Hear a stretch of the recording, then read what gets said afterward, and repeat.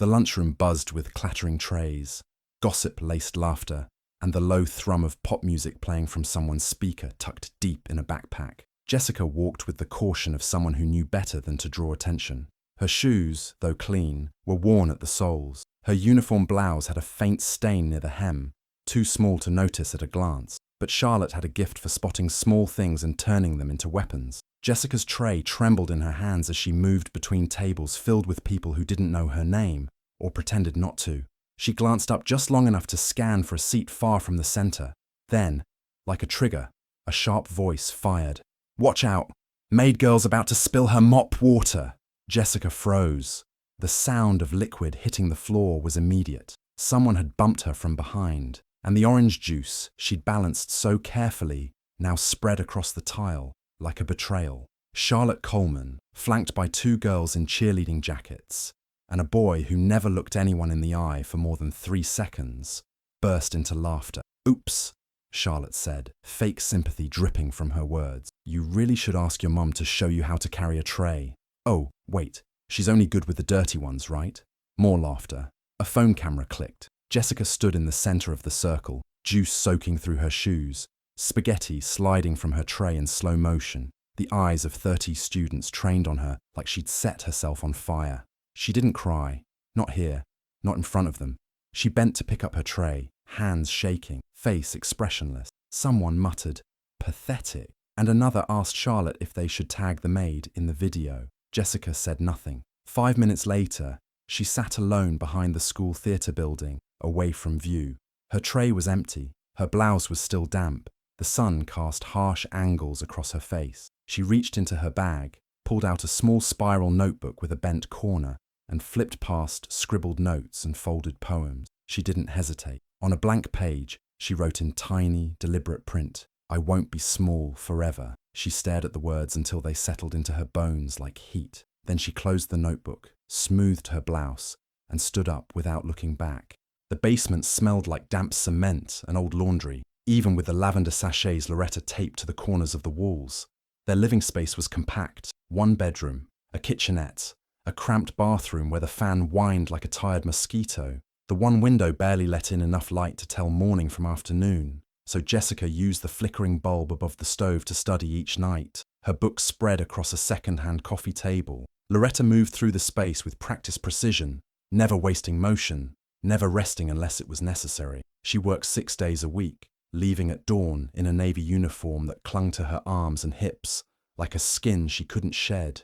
Even her off days weren't truly off. She'd iron linens or polish shoes or sew torn seams in silence, humming gospel songs when she thought Jessica was asleep. Jessica knew better than to interrupt when Loretta was in that mode. That was her mother's armor, as much as her silence was Jessica's. The Colemans, whose mansion towered above them, like some cold-boned palace, rarely acknowledged the basement apartment beyond the monthly deduction from Loretta's paycheck. Jessica had grown up watching Charlotte's birthday parties from the kitchen doorway, glittering table spreads, catered sushi, live DJs.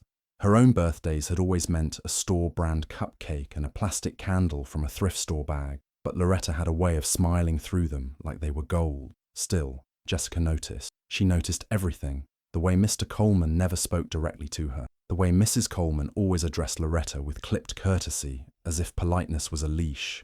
And the way Charlotte would sometimes pass her in the hallway with a look of barely disguised contempt, like Jessica was some permanent smudge on the family floor. School wasn't better. Jessica moved through it like smoke, there but easily dismissed. Her clothes were always clean, but not trendy. She didn't speak unless spoken to, and yet, even invisibility couldn't shield her. The whispers followed her down hallways, mocking her mother's job, her silence, her thrift shop shoes. Miss Anderson noticed. She was the only teacher who looked Jessica in the eyes long enough to see something beneath them. A slim, serious woman, with a kind face and eyes that missed nothing. She'd once stopped Jessica after class. "You write like someone who's lived 5 lives already," she said, handing back an essay with a soft smile. "Where'd that come from?" Jessica had shrugged. "Nowhere." Ms. Anderson wasn't fooled. "It came from somewhere. You don't need to tell me now. Just know. I see it."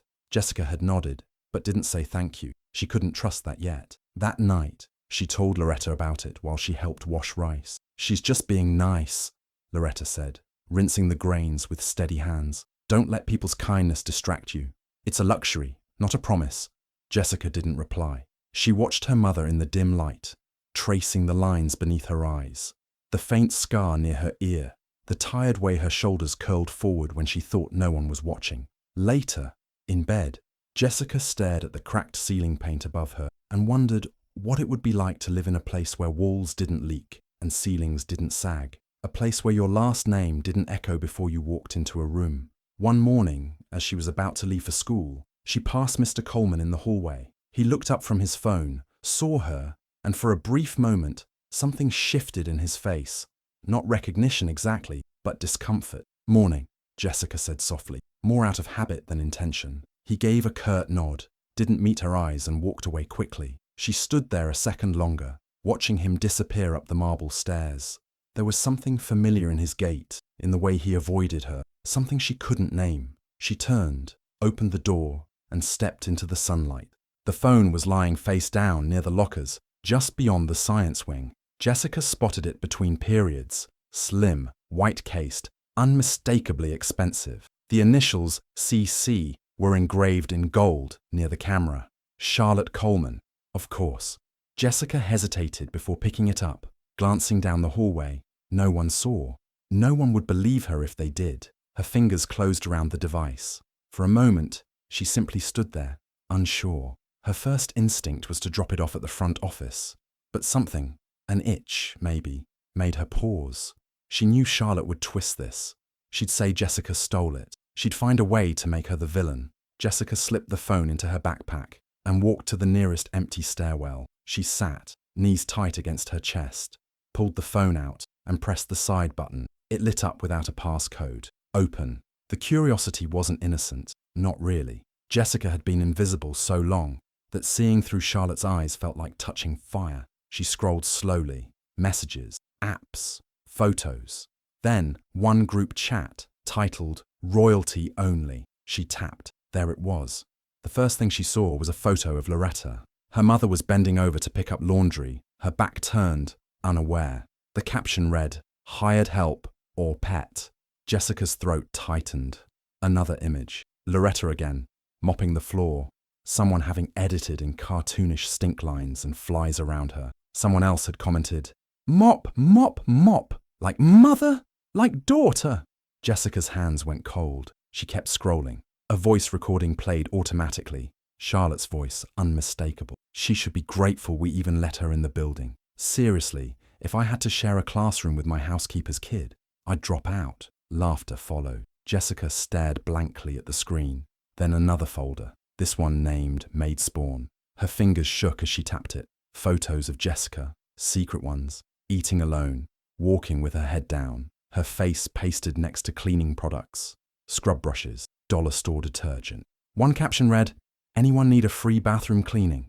Just say Jessica 3 times in a mirror." Another image showed her face edited over Cinderella's before pumpkin transformation, scrub brush in hand, broom on shoulder, except the prince had Charlotte's face sneering. She stopped breathing. Messages flew by, reactions, likes, screenshots, all from students she saw every day, faces she'd never spoken to, names she barely remembered, dozens of them. A meme of Loretta's ID badge, a sound clip of her voice. Someone had added pig snorts in the background. Jessica dropped the phone like it had burned her. It clattered onto the concrete. She picked it up again, slower this time, and looked around, still alone. She pressed the lock button, tucked it into her backpack, and stood on unsteady legs.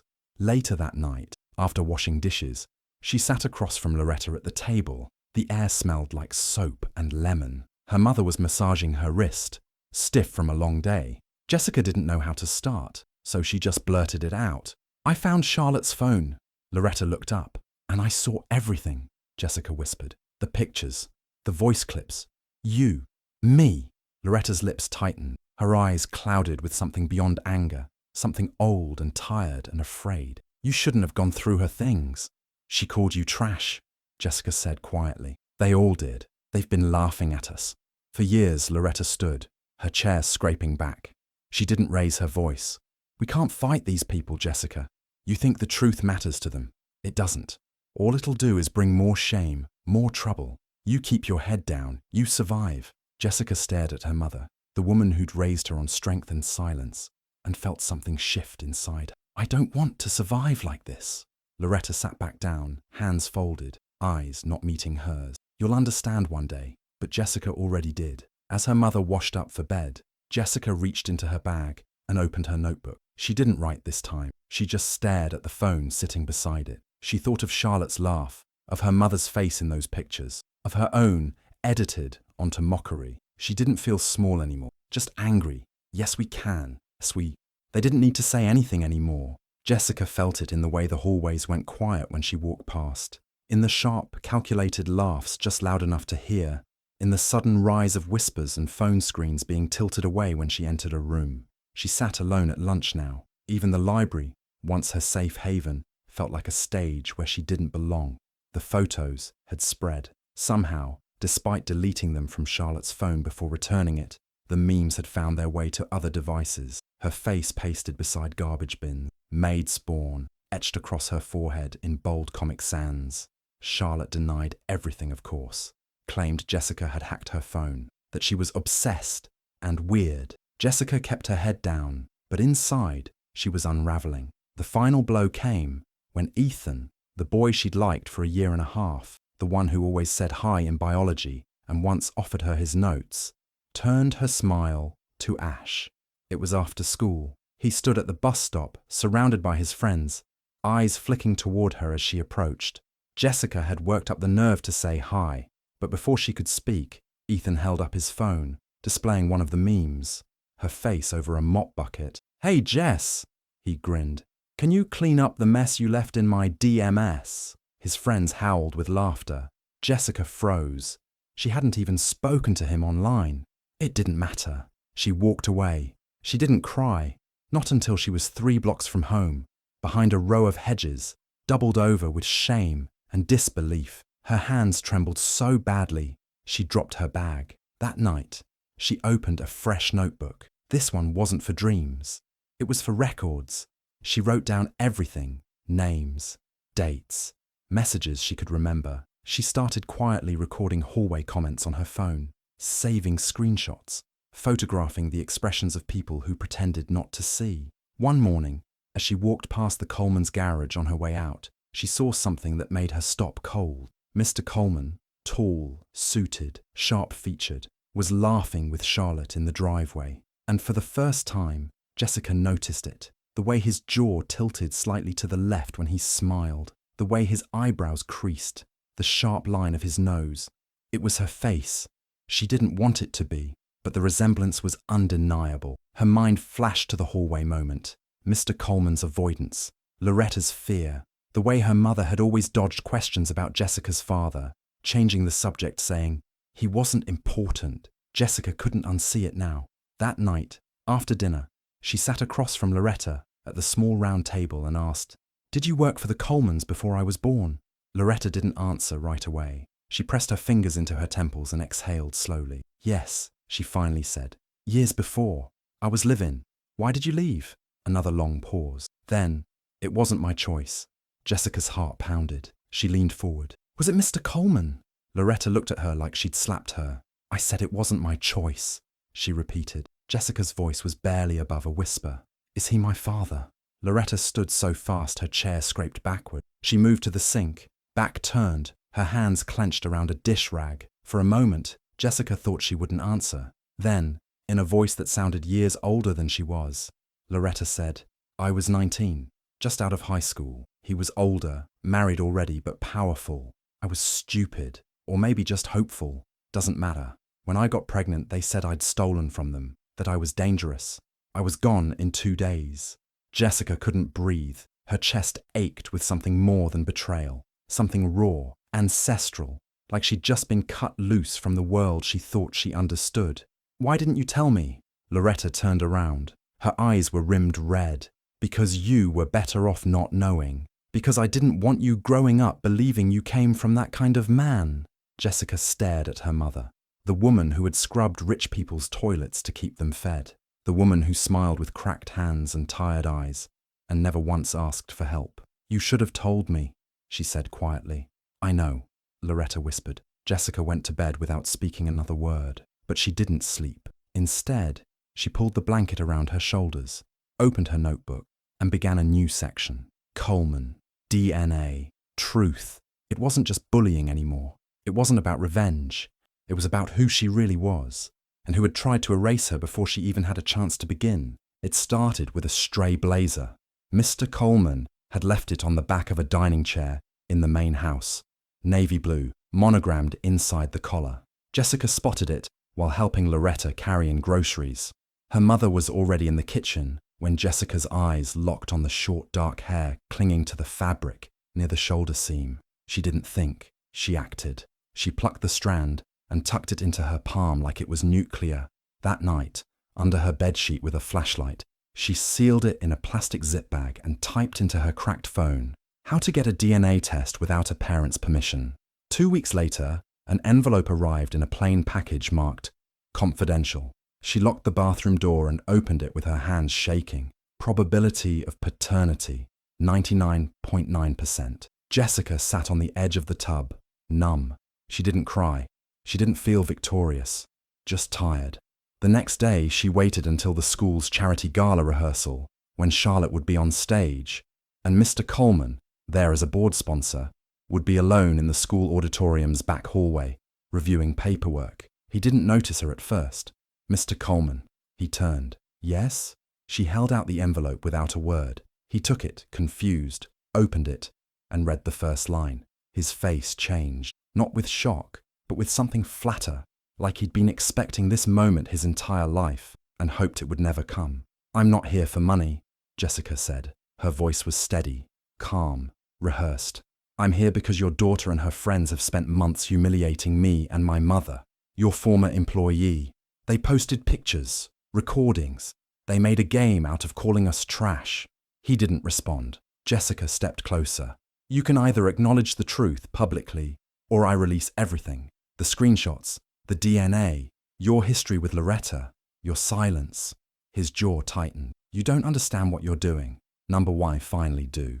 He straightened his tie, suddenly cold. You'll destroy your mother's dignity. Jessica's stare was unblinking. You did that already. Then she turned and walked out, not looking back. That night, in her room, she gathered it all.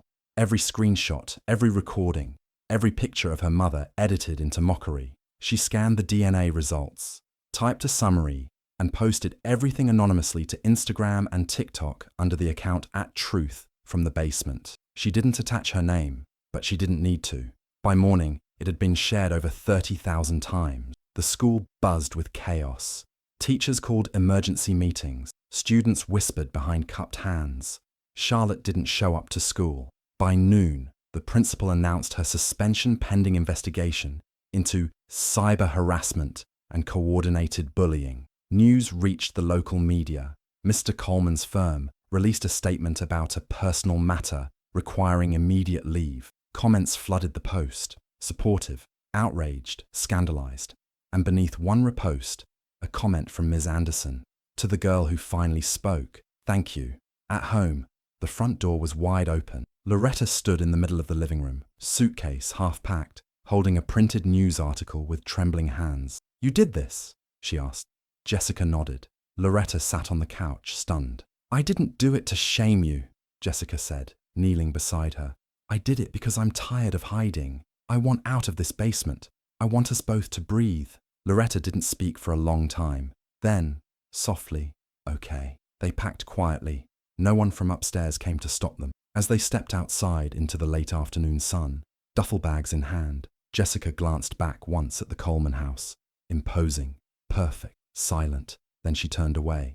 The new apartment was on the second floor of a walk-up in a quiet neighborhood just outside town. The walls were thin, the windows drafty, but it smelled like fresh paint and freedom. Loretta stood in the kitchen on their first morning, holding a chipped mug of coffee and smiling at nothing in particular. Jessica watched her from the doorway, backpack slung over one shoulder, and for the first time in years, her mother looked light, like someone had peeled off the weight stitched into her skin. At school, everything had changed. The hallways weren't exactly warm, but the stares had shifted. They weren't mocking anymore. They were cautious. curious, respectful even. Ms. Anderson found her at lunch one afternoon, sliding into the seat across from her like it was the most natural thing in the world. "There's a new program starting," she said. "Writing mentorship. I think you'd be perfect." Jessica blinked. "Me?" Ms. Anderson smiled. "You're the only student in 10 years who made me cry reading an essay about a broken window." Jessica's lips twitched into the faintest smile. "Okay." Over the next few weeks, she started tutoring quietly. English and history, mostly. One of the girls who'd once laughed at her during lunch now asked for help on a poetry assignment. Another offered to walk with her to the library. Jessica didn't trust them all yet, but she didn't shrink from them either. One evening, while unpacking the last box of dishes, Loretta handed Jessica her phone. "It's him."